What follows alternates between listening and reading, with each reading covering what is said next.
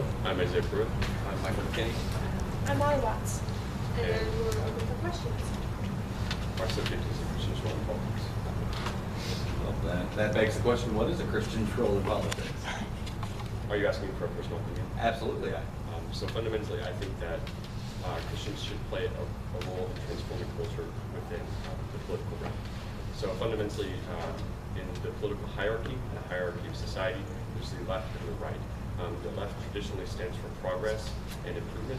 The right traditionally stands for tradition and stability. And I think we should be moderately in between. I think we should be striving for a balance of both stability and progress. The line is difficult. It is not an easy subject to pursue. There's a lot of different topics, and it's a very vast, confusing plane. But I think we should be in the middle. We should be moderate, and I think we should be wise and use our reason to figure out where we should go.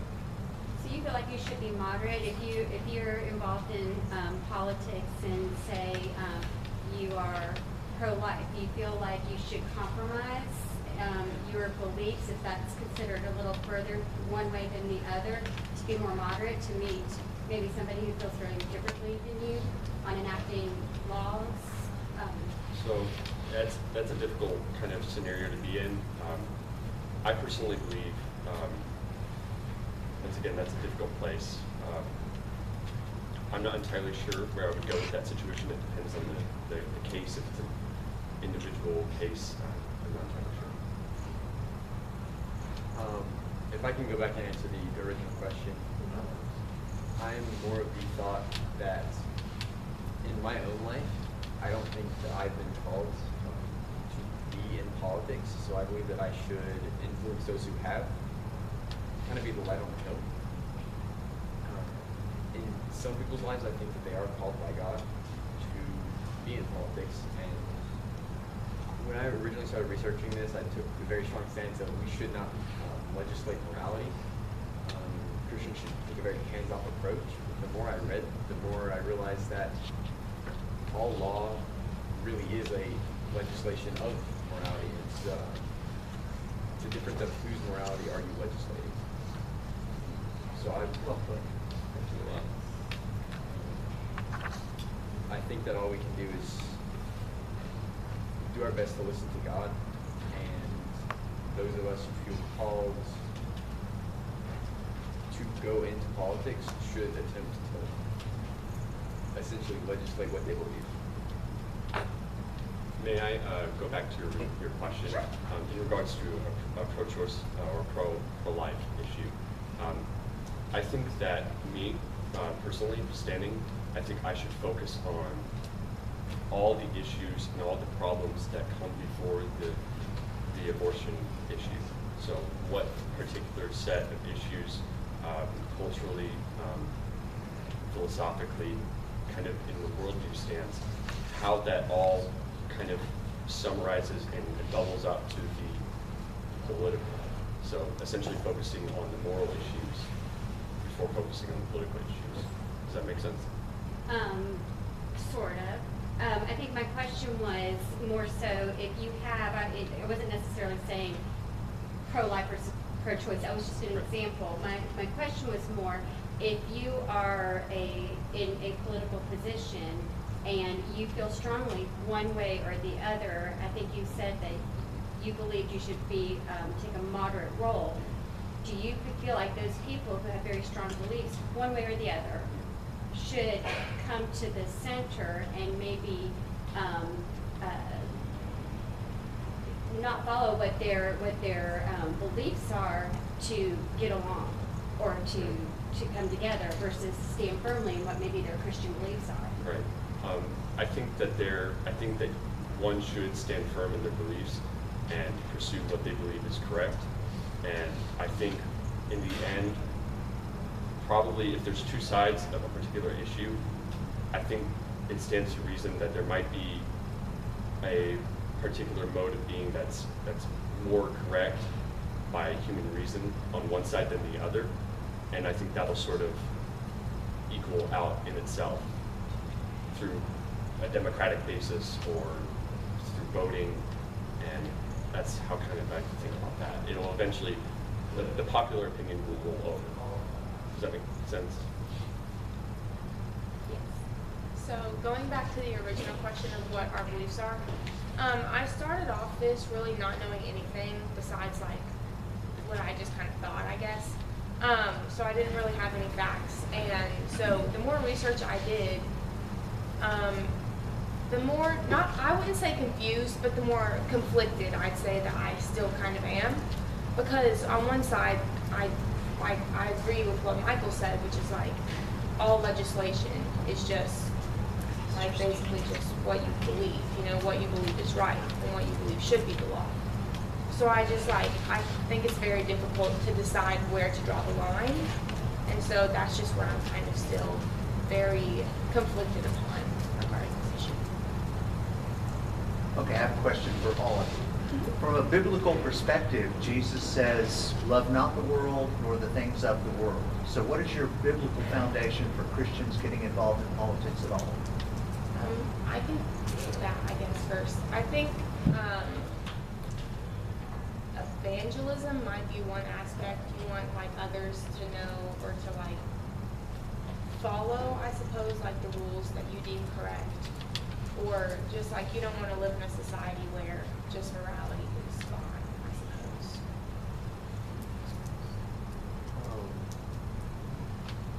Well, he did say that we should not be of the things of the world. There were many people throughout the Old Testament who were called not only to influence the people in power, but also to be in power directly. So I think that in that position, the government is no longer of the world, but it's starting to be more of God and take on that role. Okay. So fundamentally, I believe that we should be living the best we can individually as followers of Christ and integrating that and the surrounding positives that happen with that into whatever realm that we enter in, whatever occupation, whatever sort of field. If that happens to be the political, then I believe that we should be transparent and Christ should show through us. Give me some tangible ways that can happen. So, acting morally, in a sense, according to the scriptures, Okay. Loving one neighbor as oneself, kind of following the paradigm of Christ and the way he acted, what he taught, how he went about doing things, and sort of embodying that perspective as best as we can. Obviously, it's a different culture, and there are different, cultural issues that surround it, that surround us, that weren't surrounding, Israel, a long time back. So it's different, and it's difficult kind of getting through that, but I think we should do the best we can. Michael, you gave a really great description earlier about legislation being based on morality. Can you legislate morality, though? Legislating morality really is all we have to go on. So I think Genesis chapter 9, it essentially gives the first outline of how to govern. It says, whoever sheds the blood of a man, by man, shall his blood be shed. Essentially outlining the punishment for murder. And so that's basically saying that the role of government is prohibiting evil, essentially. And that's a very basic description, but I think that's really all we can do. So in regards to legislating morality, fundamentally, I believe that it is near impossible to not legislate morality, because if you were to say not legislating morality, then that concept in itself is a moral decision. If you choose not to legislate morality, fundamentally that is a moral argument. And furthermore, I think it's fundamental that we are moral beings. There's a hierarchy and there's a system of structure that we strive towards, and no matter where we are in the world, there's some form of good that we pick up on. And I'm not suggesting moral relativism through this, but I think there's that structure, and the philosopher Immanuel Kant kind of believed the same thing. We are all fundamentally moral beings, and we will all pursue a higher good. What that good is, I think it should be God, and I think it should be Christ and the way he acted. So, and if that happens to be through legislating a form of morality, then I think in the political realm, then that, if you're called to do that, then I think that's a good thing to do. However, it's difficult to draw that line of what's best for the state. So you're saying that legislation and morality are intrinsically intertwined then? Yes. You really can't separate them from each other? Yes. So during your research, did you look at the major political parties in the United States and look at their platforms and take any time to look at where they stand on moral issues to make any decisions about how you may personally feel politically? You wanna take it? I'm not sure. So a lot of the current controversial topics, abortion, gun control, on the right and the left, mainly Republicans and Democrats, as I said earlier, the left is essentially viewed as progress and the right as traditionalism. And I think in more recent times, the right has become intertwined with Christianity. I think in 2014 to 2016, that was much more of a intended connection during the 2016 election, especially. So if you could repeat your original question. I'll clarify. If you were to look at the platforms of the two major political parties in the United States, would you make a determination? I think based on what you're telling me, you all didn't look at that. So if you were to look at that, say if that was part of your research and you looked at the political parties and you saw that one fell more in line with your Christian beliefs, would that influence how you would participate in politics in your future? Yes, I think too as well. We talked about this in Bible class. There are many Christian approaches to different topics like abortion, war, and so it's not all politically based, or I said that weird, but like I could still be a Christian and believe like on a spectrum of like different things about abortion or about war or about like a lot of other political hot topics. And so I think as long as you have, or me personally, as long as I have like a biblical backing and to support my like niche belief, I suppose I could call it, in those hot topics, then I would vote that way. Statistically speaking, in Congress, most of the congressmen identify themselves as being Christian. However, we did not do specific research into any particular congressman or woman. However, being that a lot of them represent or claim they are Christians, that can play a role. The question that's on my mind, it seems like we're kind of looking at it as applying Christianity in the arena of politics or government. But I kind of want to reverse it. So what are the potential adverse effects on the church of politicizing? I think that's what we're seeing exactly today, are the most negative points of having a political view or political party intertwined with Christianity. So I think I can speak for almost everybody in the room, a lot of our political views align with, like, some with one party, some with the other. And so I think that doing that, we kind of polarize the nation. So we say, if you don't agree with everything that the right says, Christianity is against you, and it becomes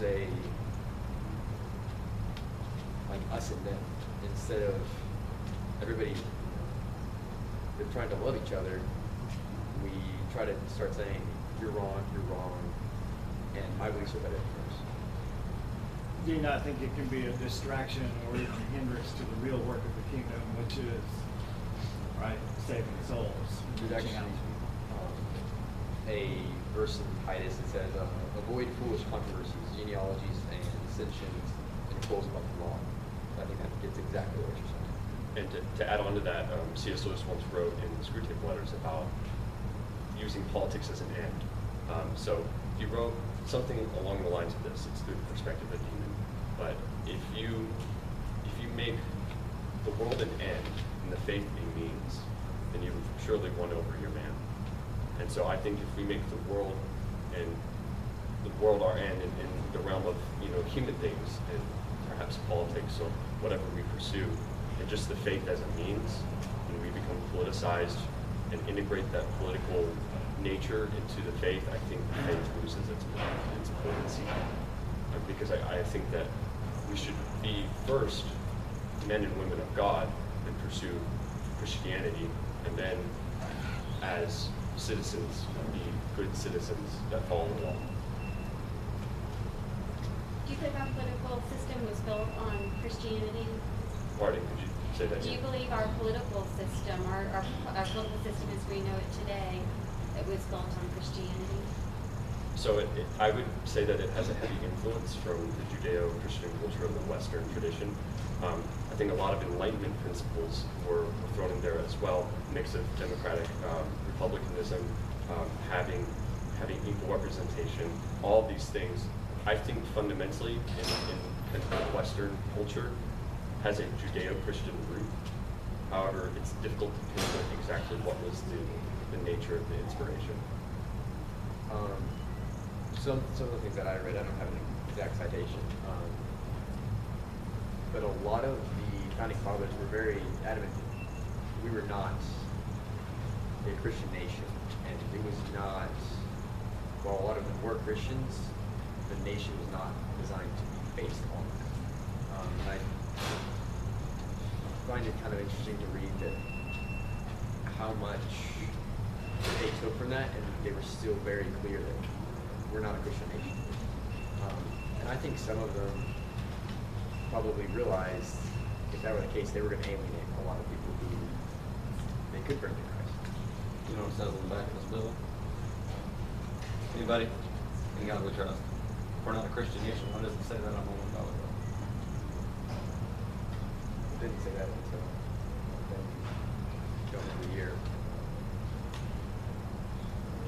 That's one of the things, like my personal beliefs. I don't think that it's worth going through all the troubles of removing that, Okay. but I don't agree with that on the $1 bill. I think that you're saying, here's this statement that if you're not a Christian, that really doesn't mean anything to you. The only thing that's going to do is push you away. So I think that if our intent is to bring people to Christ, and especially through the law, I don't think that's the way to do it. So do you think taking that off the coins and the dollars makes a statement in itself? I do.